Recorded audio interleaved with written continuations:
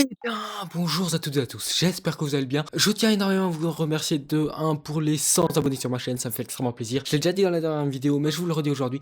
Je vais prendre un rythme un peu plus élevé, ce qui veut dire que je vais faire une vidéo chaque mercredi et une vidéo chaque dimanche. Donc il y aura 2 vidéos par semaine, je vais essayer de tenir le rythme. Si des fois il n'y en a pas, c'est parce que je serai trop occupé. Mais je vais essayer de tenir ce rythme et on verra ce que ça donne lors de l'année prochaine. Et oui, on se retrouve donc aujourd'hui, une nouvelle vidéo, la deuxième vidéo de cette série, la série PC Gamer pour un certain budget. Cette fois le budget est de 800 € plus ou moins. J'ai légèrement dépassé le budget parce que toujours je suis à 830 par là autour, mais toujours un PC pas cher, donc il n'y aura pas de PC déjà monté, c'est que un PC à monter soi-même, et il n'y aura pas de version Intel, il n'y a que de la version AMD, puisque du côté d'Intel ça revenait à un peu trop cher niveau des performances qu'on peut avoir chez AMD, et c'est pour ceci que je suis resté chez AMD. Ça sera un PC quand même assez puissant pour jouer en 1080p, en ultra, voire en élevé ou en moyen, ça dépend sur les jeux que vous allez par exemple, mais sur la plupart vous pourrez aller en ultra ou en élevé, et sur les énormes jeux faudra aller en moyen. Donc on passe tout de suite à la présentation de la configuration, et dites-moi dans les commentaires les budgets que vous voulez faire, je les ferai. Et aussi, oui, je tiens mon micro comme ça, vous inquiétez pas, et aussi si vous voulez prémonter ou pas, comme ça je ferai une vidéo exprès pour ceci. On se retrouve directement avec le premier produit de cette vidéo, c'est-à-dire le processeur.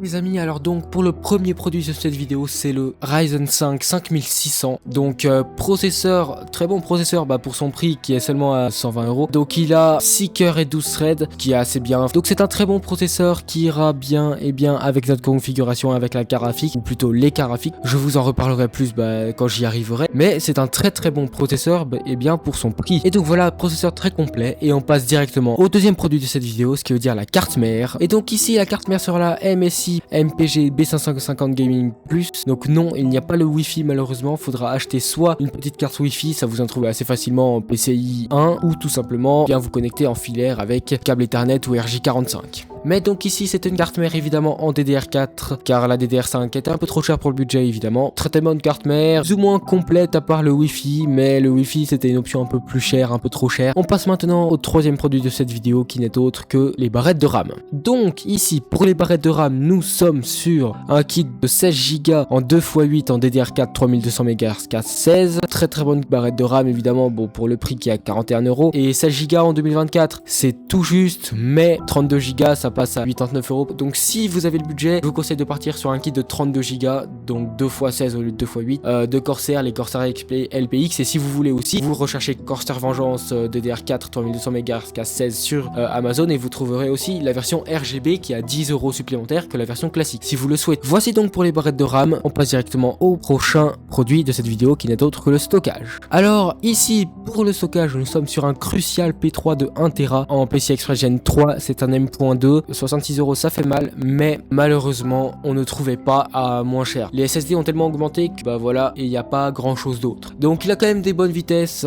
comme on le peut voir, 3500 mégaoctets par seconde, ce qui est pas mal. 1 Tera pour commencer ça suffira. Ensuite si dans le futur vous voulez augmenter, vous pourrez bien évidemment partir sur un 2 Tera, mais pour l'instant on reste sur un 1 Tera. Ensuite ce composant n'est pas forcément obligatoire. Si vous avez le budget, je vous conseille de mettre ces 23 € pour le refroidissement du processeur, donc le Thermalright Assassin X120 SE ARGB. Donc très beau ventirad je trouve pour son prix, et qui refroidit très bien aussi. Donc c'est un très bon refroidisseur du processeur. Évidemment il n'est pas obligatoire, car notre processeur a quand même un ventirad d'origine qui est pas très puissant, mais si vous êtes vraiment limite niveau budget, vous pouvez le laisser de côté et toujours l'acheter plus tard. Mais pour commencer, vous pouvez très bien être avec celui d'origine, même si je vous conseille quand même d'avoir celui-là. Ensuite je pense que la partie que vous attendez le plus, les cartes graphiques. Donc ici nous sommes sur, il y a deux modèles différents, donc nous avons du côté Nvidia ou du côté AMD. Cette fois-ci je préfère le côté AMD, et je vous recommande énormément de partir chez AMD, car ça sera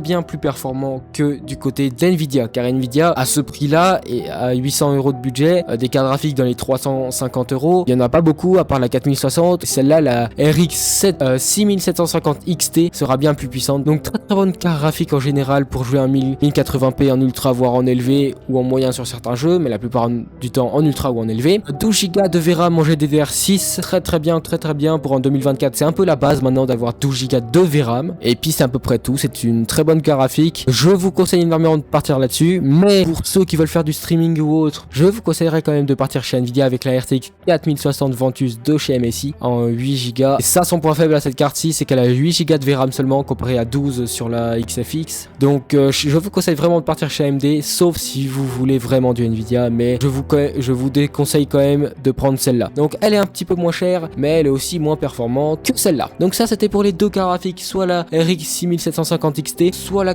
RTX 4060. Ensuite, pour ce qui est de notre alimentation, nous sommes sur la MSI Mag A750BN. Donc c'est une alimentation de 650 watts qui suffira amplement pour notre configuration. Donc elle est certifiée 8 ans de plus bronze. C'est très belle certification. C'est pas du 8 ans de plus gold, mais du 8 ans de plus bronze. Ça ira très bien pour une alimentation et elle ira très bien avec notre config un peu trop puissante, mais on prend toujours une marge. C'est toujours utile. Ensuite, pour le dernier produit de cette vidéo, je vous ai trouvé un boîtier. Donc le Sigmatech Duke. Donc c'est un boîtier qui a l'air, ma foi, assez joli. Donc c'est une façade vitrée, donc il y aura un peu moins d'airflow, mais ce n'est pas trop grave parce que la configuration, ce n'est pas quand même celle qui va chauffer le plus, hein. Donc ce boîtier fera largement l'affaire. En plus, il a 3 ventilos déjà installés en façade et un ventilateur installé à l'arrière, ce qui est très bien pour son prix justement de 60 € seulement. Et bien voilà les amis, cette configuration est terminée. Donc voilà, je récapitule un peu. Donc on a ce processeur-ci avec cette carte mère, avec ce petit kit de RAM, avec un Crucial P3 de 1 Tera, une alimentation MSI Mag